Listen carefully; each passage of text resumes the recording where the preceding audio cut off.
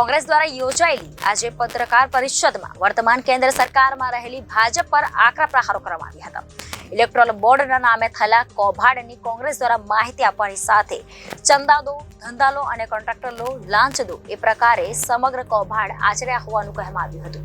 Electoral bond પર ચર્ચા કરતા ગુજરાત પ્રદેશ કોંગ્રેસના પ્રવક્તા નૈસ દેસાઈએ જણાવ્યું હતું કે ઇલેક્ટોરલ બોન્ડના નામે સરકારે ચંદા દો, ધંધા લો, કોન્ટ્રાક્ટર લો, લાંચ આપો જેવું કામ કર્યું છે. ભાજપની ઇલેક્ટોરલ બોન્ડના નામે લૂંટ નીતિનો પર્દાફાશ કોંગ્રેસ પાર્ટી દ્વારા કરવામાં આવ્યો છે. રિઝર્વ બેંકની અવગણના કરીને ઇલેક્ટોરલ બોન્ડ ગુપ્તાનો કાયદો પસાર કરેલો તેને સુપ્રીમ કોર્ટે રદ કર્યું છે. દાન આપીને લાભની લૂંટ આ ઇલેક્ટોરલ બોન્ડ દ્વારા કરવામાં આવી હતી. ઈડી સહિતના જેના પર કેસ થયા હતા તેમણે બધાએ સરકારને ખંડણી જેવી રકમ ભાજપને બોન્ડ સ્વરૂપે આપી હતી. ભ્રષ્ટાચારની નવી નીતિ રીતે પ્રસ્થાપિત કરવાનું કામ ભાજપ દ્વારા કરવામાં આવ્યું છે. કોર્પોરેટ ગ્રુપમાં 10 કંપની, 15 કંપની, 20 કંપની હોઈ શકે છે. એટલે કોર્પોરેટ સમૂહ જેના માલિક એક જ હોય છે. 38 કોર્પોરેટર ગ્રુપને 179 કોન્ટ્રાક્ટર 6 વર્ષમાં મોદી સરકારે આપ્યા છે. કોર્પોરેટના પ્રોજેક્ટ લગભગ 4 લાખ કરોડની માત્રા રકમના છે. આ પ્રોજેક્ટ મેળવનાર કંપનીઓ દ્વારા 2000 કરોડના ઇલેક્ટોરલ બોન્ડ ખરીદવામાં આવ્યા હોવાના આક્ષેપ કોંગ્રેસ દ્વારા કરાયા છે.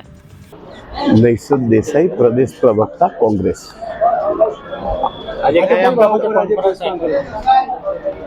રિઝર્વ બેંક ઓફ ઇન્ડિયાએ સરકારને સ્પષ્ટ ના કહ્યું હતું કે આ ચુનાવી બોન્ડ એ દેશ માટે નુકસાનકારક છે અને એ લાભદાયી નથી, બલ્કિ એને કારણે કાળું નાણુંથી માંડીને અર્થતંત્રને ભારે ફટકો પડશે.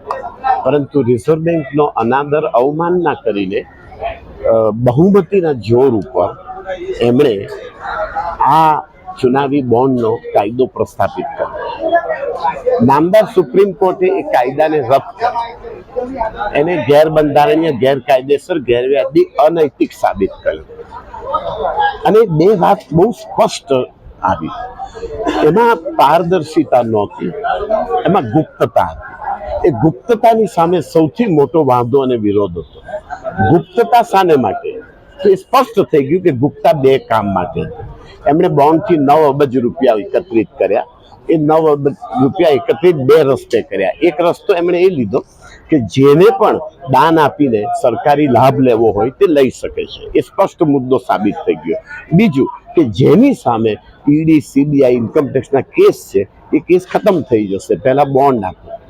એટલે એને ઘણા ટીકાકારોએ એને ખંડણી ફિરોસ્તી તરીકે ટીકા કરી. તો આ મુદ્દો સ્પષ્ટ થઈ ગયો. અને આપણા પ્રભાકરજી, નિર્મલા સીતારામનજીના પતિદેવે તો સ્પષ્ટ કહ્યું કે આ માત્ર દેશની નથી, આ ગોટાળો આ આખા દુનિયાનો સૌથી પહેલો ને મોટામાં મોટો ગોટાળો છે.